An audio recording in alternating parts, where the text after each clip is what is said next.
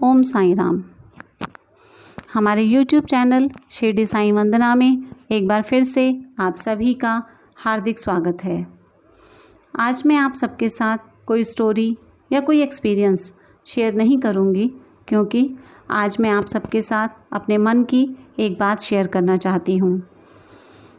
आज आपको मेरे विचार पसंद आए तो भी, और अगर नहीं आए तो भी प्लीज़ आप सबसे मेरी ये रिक्वेस्ट है कि कमेंट सेक्शन के थ्रू अपनी राय, अपने ओपिनियन मुझे ज़रूर भेजें।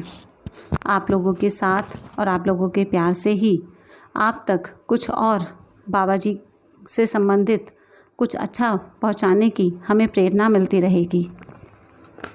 सभी साईं भक्त जो बाबा के करीब हैं और भाग्यवश जिनको कभी भी काकड़ आरती देखने का मौका मिला है, वो बहुत ही खुशनसीब हैं, क्योंकि बाबा की काकड़ आरती के बाद जब बाबा जी को स्नान कराया जाता है, उनका श्रृंगार किया जाता है, वो पूरा मंज़र मन को मोह लेने वाला होता है।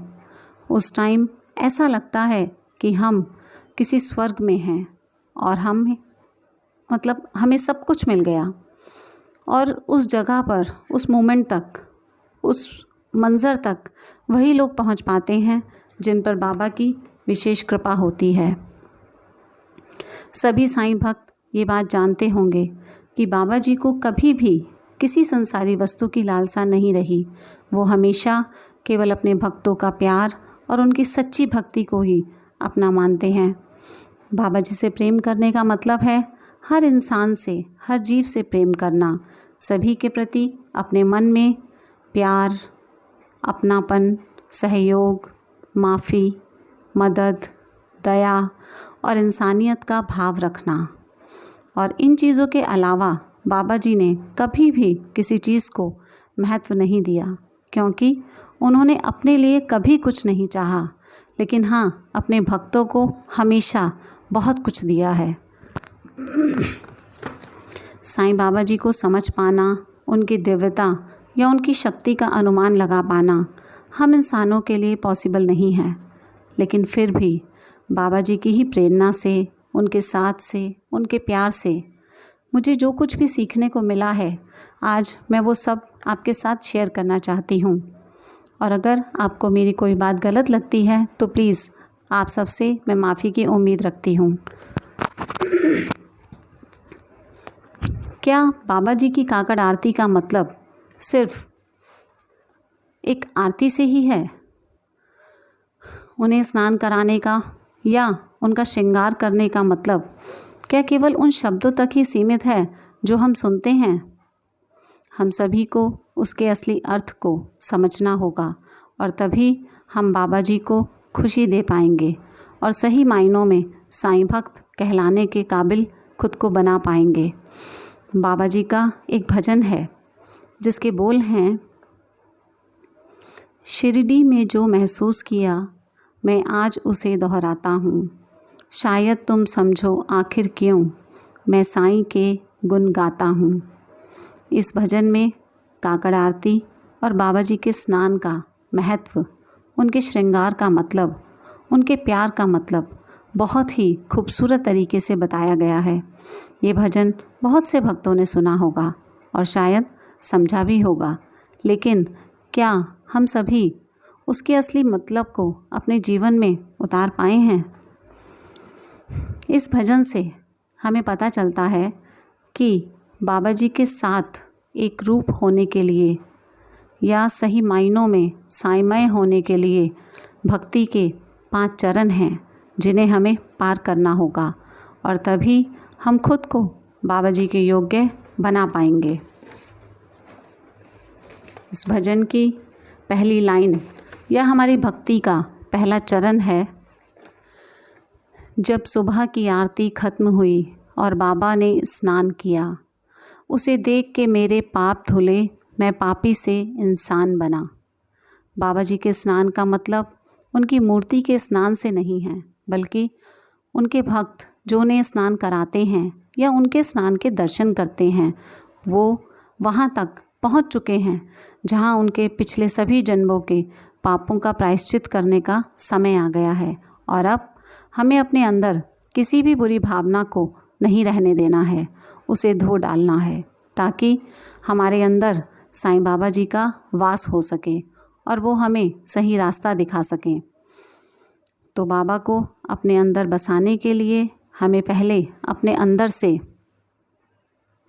हर गंदगी को बाहर निकालना होगा, उसको अपने अंदर से पूरी तरह धो डालना होगा, ताकि हम बाबा जी को अपने अंदर एक पवित्र स्थान दे सकें।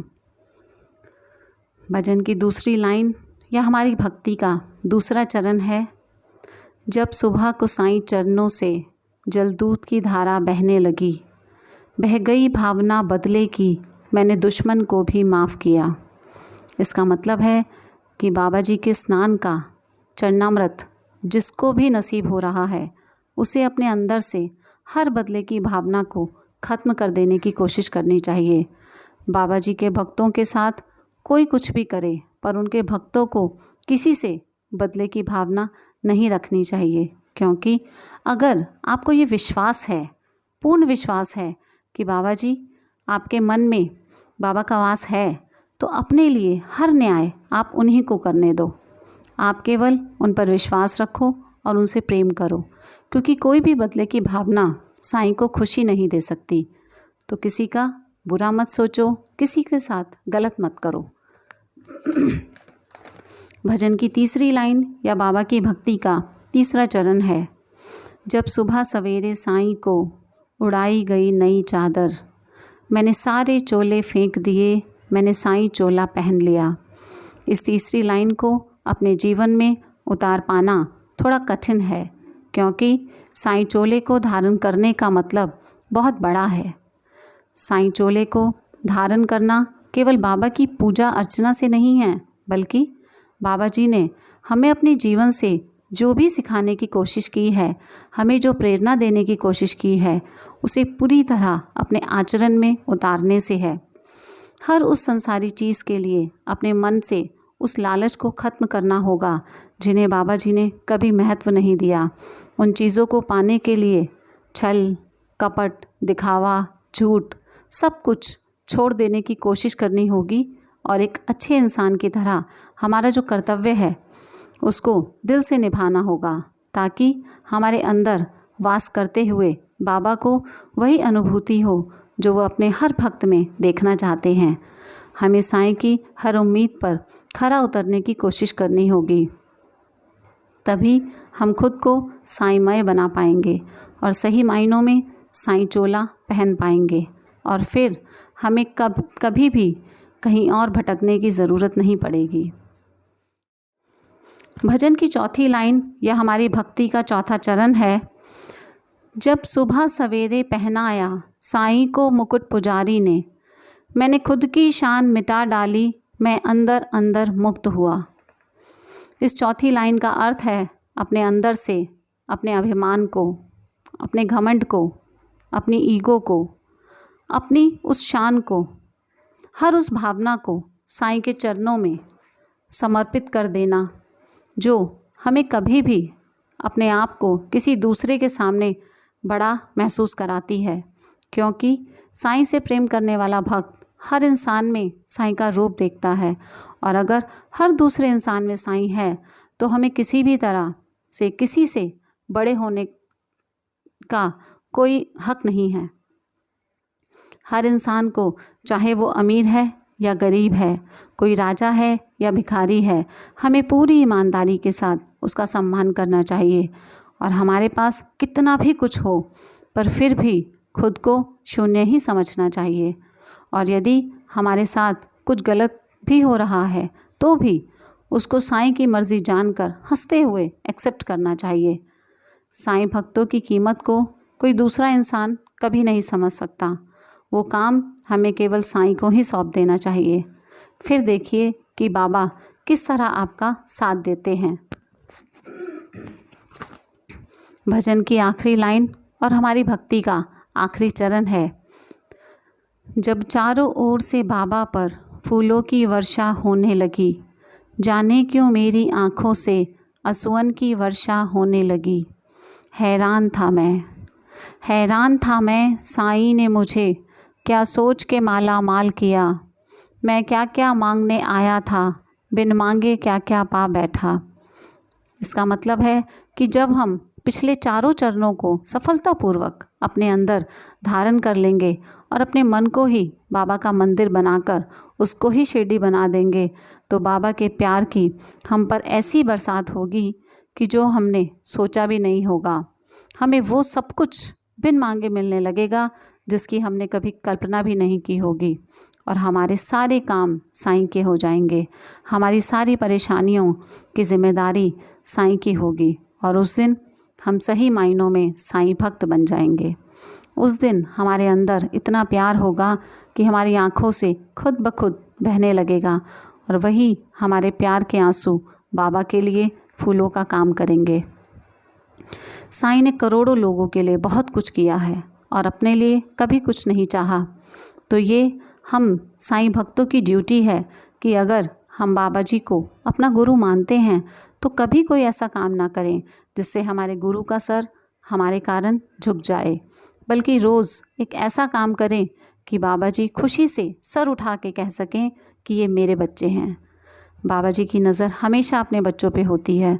तो आज से हम सब ये प्रण कर लें कि कभी भी कोई ऐसा काम नहीं करेंगे जिसको करने के बाद हम बाबा जी से नज़र ना मिला पाएँ, बल्कि सबको माफ़ करते हुए सबको इतना प्यार देंगे, सबकी इतनी मदद करेंगे कि बाबा जी का सर शान से ऊंचा हो जाए। और ऐसा करने के बाद हम सब बाबा जी से एक हो जाएं, हम साईं में और साईं हम में समा जाएं। अगर आप हमारी बातों से सहमत हैं तो ये जानने की कोशिश ज़रूर करना कि आप भक्ति के कौन से चरण पे हो और अब आपको अपने अंदर कौन से परिवर्तन करने की ज़रूरत है ताकि आप साईं से एक हो सकें। यदि आपको हमारे विचार अच्छे लगे हों तो प्लीज़ इसे ज़्यादा से ज़्यादा लोगों तक शेयर करने की कोशिश करें ताकि साईं बाबा जी के नाम का अमृत हर कोई पी सके। इसमें हमारी मदद करें। ओम साईं राम।